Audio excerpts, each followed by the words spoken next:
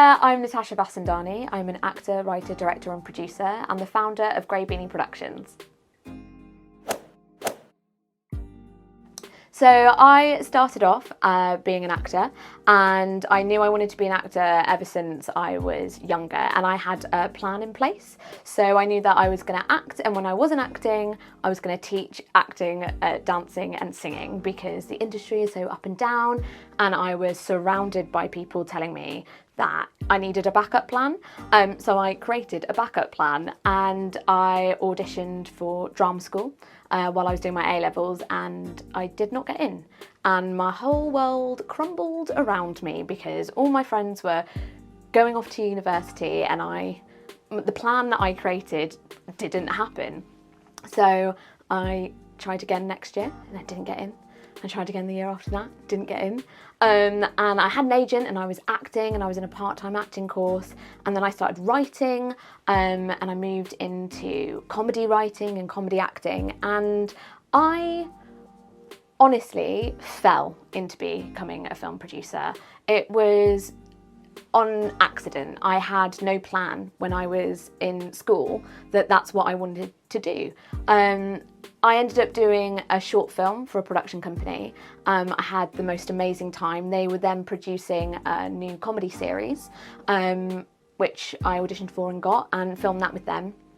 And then I was very organised and got along with everyone in the production. They were doing another set of shorts, and I ended up becoming a production assistant on them, and from there I then started producing films with them. So honestly, there was no plan in place. I just fell into the job, really liked the company, Make a Difference Entertainment, and ended up learning about becoming a film producer while being a production assistant. I ended up becoming a producer and learning everything I needed to learn while working for them. So I learned about booking locations and casting and insurance, budget sheets, director's shot lists, and we did a bunch of short films which then premiered at the BFI.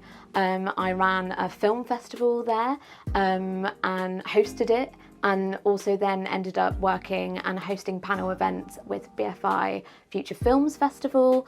And then my contract came to an end, and I had a decision to make. Whether or not I was going to look for another production job, whether or not I was going to continue getting more classes to teach, whether or not I was just going to focus on acting. And I thought, no, I'm going to make my own company. I can do this.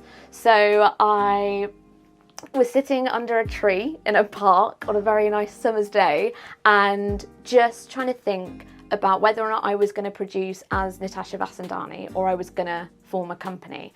And because I wanted lots of different facets of the company, I thought, no, we'll build a company. So I went through loads of different names and loads of different logos and trying to draw them out on paint on my laptop, thinking about what could work. And I went to teach a class, a drama class, and one of my students said, "Hey Tash, you know, like, we've never seen you not wearing a beanie or a hat." And apparently that rumour had spread that I didn't have any hair under my hat. So I thought, brilliant, that's Greene Productions.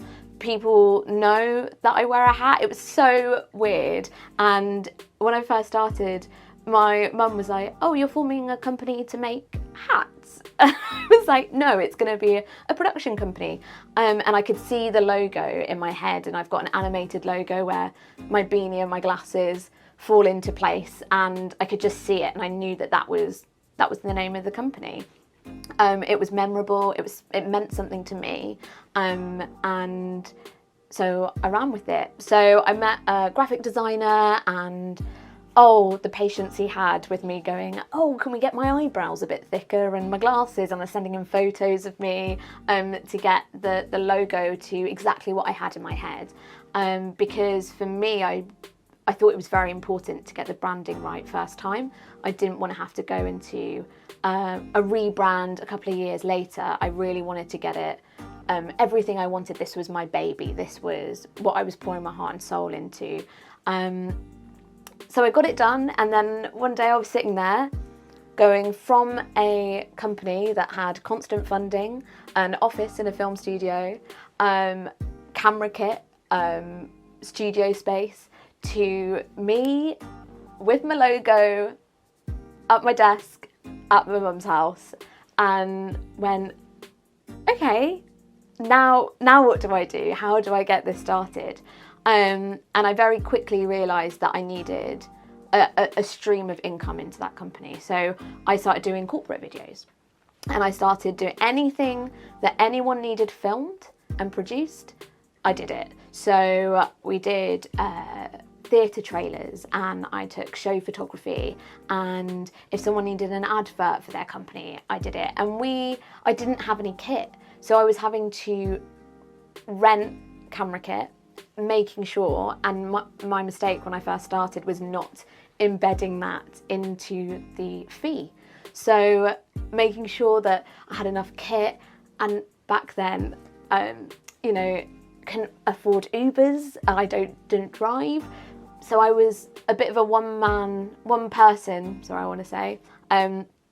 was a bit of a one-person show, lugging green screens and cameras and tripods and lights and very expensive lenses on the underground, setting this all up by myself, doing the edit, processing the videos, getting them out, all on my own, and then lugging that kit back on the underground because, yeah, couldn't afford to be Ubering to these locations, but also couldn't afford to not take the jobs. So then when we started getting really good at that, I could take the money that we were earning from the corporate sides and funnel those into the things that I actually wanted to produce, the creative things that I wanted to show people, and the stories that I wanted to tell. The sort of byline of the company is diverse stories from diverse voices, and that's a real strong element of the company, is that I want to tell different stories that I wasn't seeing a lot of. That's how I first started writing. And Make a Difference Entertainment was where I had my start, and it's actually come full circle because I am now the chair of the board of that company. I still have my company going. I'm also the director of a board of another theatre company. So I have really, from when I was prepping for this and thinking about, you know, actually what was my journey into where I am now, I've accidentally fallen into so many different things, and I couldn't be happier for those, because what I'm doing now and the stories that I am able to tell and the work that I am able to produce, you know, that wasn't the plan. That wasn't my, you know, teach and act, and that's the only thing that's going to make me happy, and I'm going to go to drama school and I'm going to become a serious actor, and I'm doing everything I love. I have the best job in the world.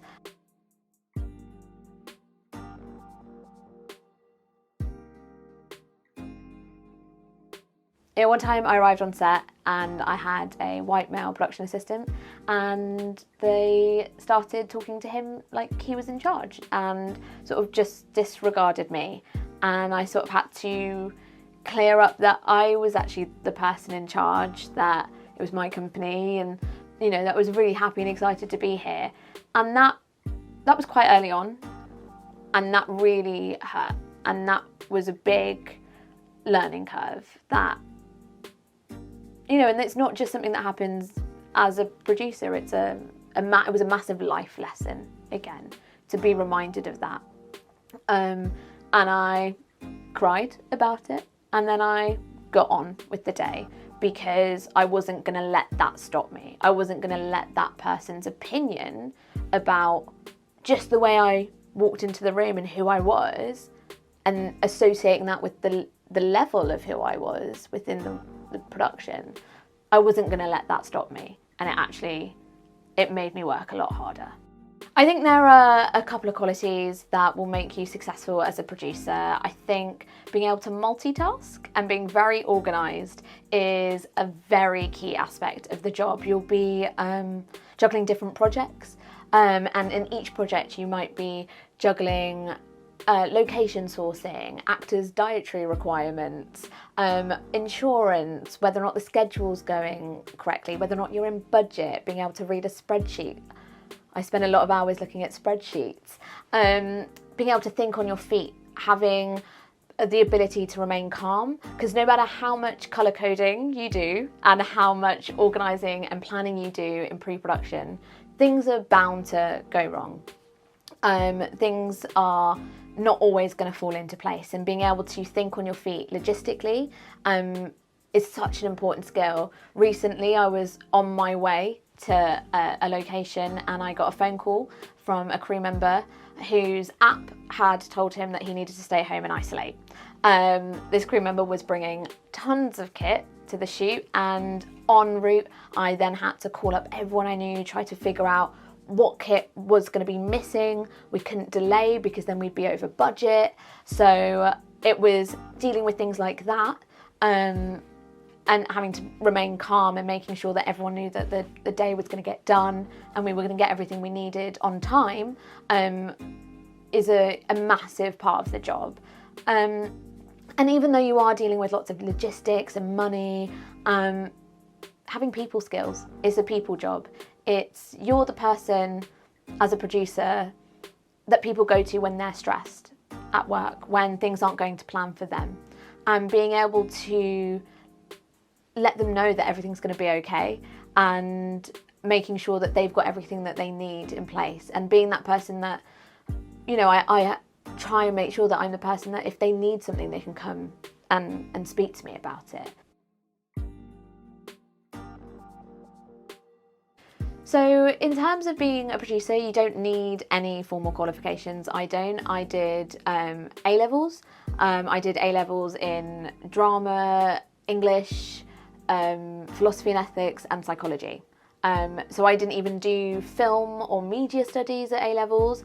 I think if your school offers them and you're interested in them, absolutely go for it.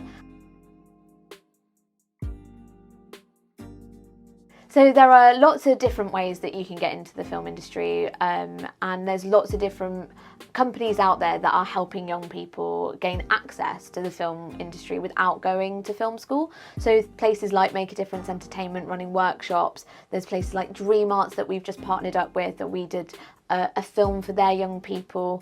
Places like Mummy Youth Project, where you actually interview for the role and they train you on a working set, on a job, and then you can go off and you have some experience in production assistant, on floor runner. The BFI have future film labs. Head online and look at all the stuff that they're doing, because they run workshops and sessions explaining everything about film, and you get to try things out and figure out what you want to do. I think one of the most exciting things about being a producer is that, you know, you do have longevity in this career, because once a project's finished, you can move on to the next one. You know, once you're done telling that story, you can find another project to work on. Now, you do need to remember, and I need to remind myself of this as well, is taking breaks. You know, you've got to, you know, you manage your own time. And so if an employer asked you to work 7 days a week non-stop for 5 years, you would have an issue with it. That would be highly illegal. So don't do that for yourself. Take breaks. But what's really exciting is that, yeah, I go from producing one project, then producing another project, working with different teams. So it does take a lot of groundwork at the beginning. And I do work incredibly hard and put in a lot of hours. And that's why it's really important that if you do want to have a long career as a producer, you've got to look after yourself. Because, like I said, if you're not on your A game, you're responsible for everyone else's working environment, and you need to be there for them. It's really important if you want a long career as a producer.